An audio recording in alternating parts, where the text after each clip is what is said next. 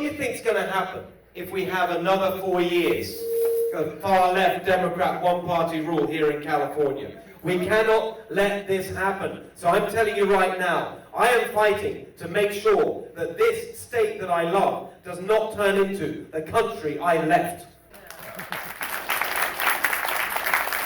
So as Lou mentioned, I moved on. I worked in business all over the world. I started companies, including restaurants. That is a very tough business.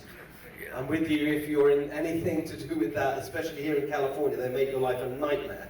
I'm with you. And then went back into politics, helped elect David Cameron, worked in 10 Downing Street as senior advisor. We had some questions earlier about making change happen in the government. I know what that's like. I worked inside. I was senior advisor. I worked in 10 Downing Street, trying to make things happen, make change happen, fighting the bureaucracy. It's incredibly hard, like way harder than anyone imagines. And I'm not saying we did a perfect job, far from it.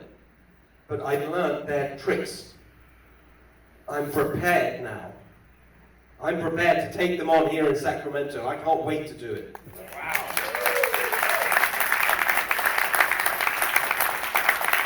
And then in 2012, my wife had a job here in California, and she was traveling a lot when our second son was born. It was a bit much, so just the time difference and the travel, so we decided to move to California, not necessarily for good, just for the sanity of our family.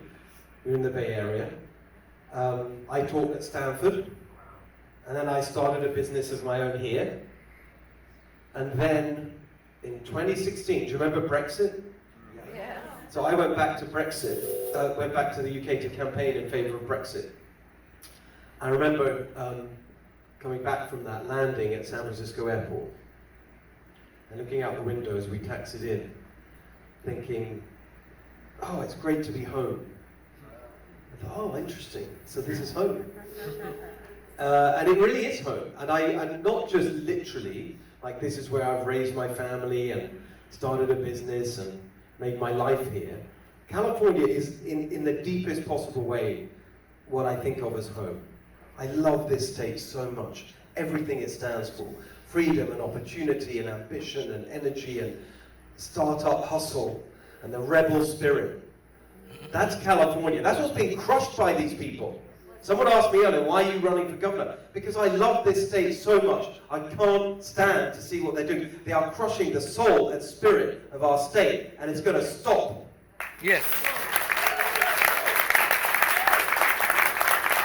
And so I started a company, and then we moved here, and then as you mentioned, in 2021, I became an American, one of the proudest days of my life. A legal immigrant, how about that? They still exist.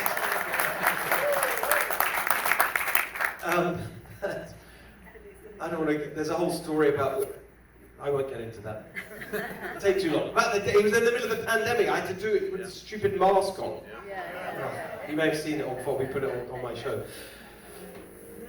And then as the years went on, and I had this amazing opportunity in the media, hosting the show on Fox News, which many people I'm sure would watch, I just got more and more, I don't want to say frustrated, that's too negative a word, but I felt very strongly, remember what I said earlier about being a doer. Most of my career has been in business.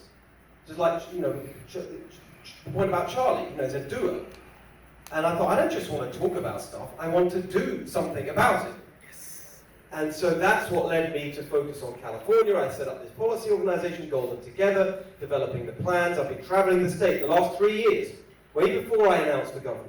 Every part of the state, businesses, families, every community, understanding what's gone wrong, developing the plans to put it right. They are all there. I got the plans on to make our business climate the best in America, not the worst, which is what it is now. On energy, abundant water, fighting crime, unemployment. We have the highest unemployment rate in America. How are we going to turn that around? I got the plans to do all this, education, everything. It's there. We just now need to do the simple thing of getting me elected so I can make it all happen. And that's why I'm here before you today, because we need to make this happen. We need to step up and save California. And I'm going to tell you very clearly what I'm fighting for.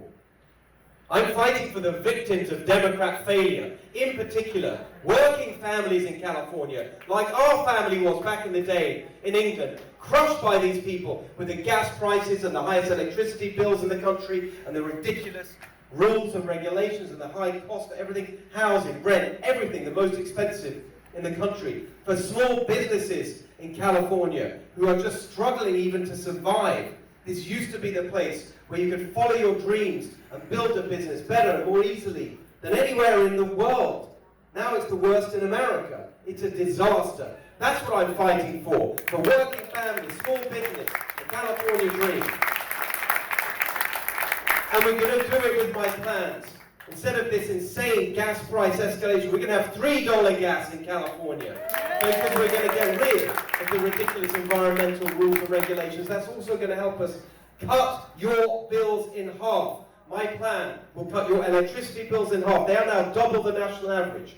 There is no reason for that, except for their stupid policies. We're going to get rid of them and cut your bills in half.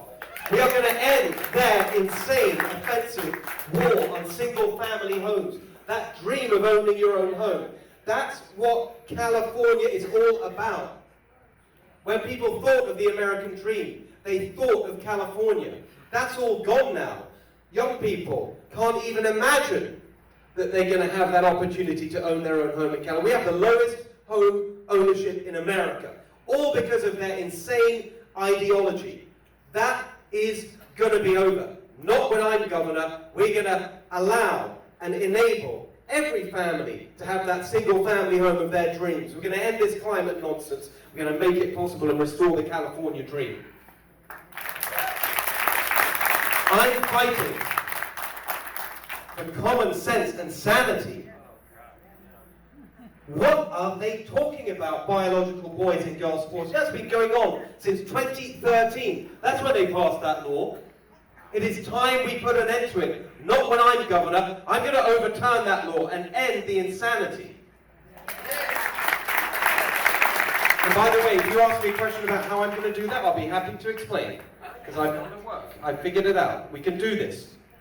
Common sense and sanity, that's what I'm fighting for.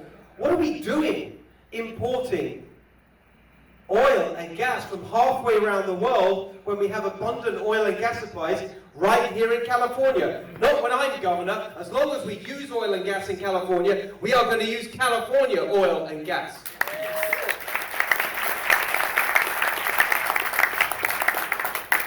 I'm fighting for freedom and opportunity. This is California, the place where you can live your dreams, be who you want to be. Instead, we've got this bloated, nanny state bureaucracy telling you how to live, how to raise your kids, what to do, what car to drive, how to cook your food. Not when I'm governor. We're going to blow that thing up. We're going to restore the freedom and liberty that California was the best representation of in the whole world. That's what's going to happen when I'm your governor. But it's not just about this governor's race next year. I'm telling you right now, we have a big fight on our hands today for the next weeks ahead, never mind the next year ahead. I am fighting to defeat this illegal, outrageous, corrupt power grab by Gavin Newsom, stealing Republican seats, silencing our voices with his cheating maps to rig our elections. No on Prop 50, that's what I'm fighting for. And it's not just that I'm fighting alongside you to stop it happening if it gets to the ballot. I'm fighting to stop it even getting to the ballot in the first place, so we don't waste $250 million of our money on a special election that nobody ever wanted, no one ever called for, and is an outrageous assault on everything we hold dear in California. That's why I have filed a federal lawsuit to stop this even happening. Next week, I'll be filing an injunction to stop it in its tracks before it even happens. We cannot allow this cheating to continue. But beyond all that, beyond the policies and the plans that I have and all these battles we have to win, voter ID and Prop 50, there is something deeper. There's something deeper that I want to end on, because this is really, in a way, this is what it's really about for me. And it's really come so clear to me just in the last week or so when you think about Charlie standing there in the arena, bravely standing up for one of our foundational American values, free speech. And by the way, I'll be out on a campus next week. And then you think about what's going on in England. And you saw that story the other week. The comedian who got on a flight in Phoenix, and he ended up at Heathrow, he flew to Heathrow Airport, arrested when he got off the plane for telling jokes on X. Arrested. 5 armed police. As I've often said, you're lucky to find armed police anywhere in England. They sent 5 of them to arrest a comedian for making jokes. Armed police. The assault on free speech. It is happening in Europe. They want to do it everywhere. Then you see the spread of socialism in Europe. I mean, I was reminded of this. Some of you may see me talking about it on Stuart Barney's show. President Trump was in England.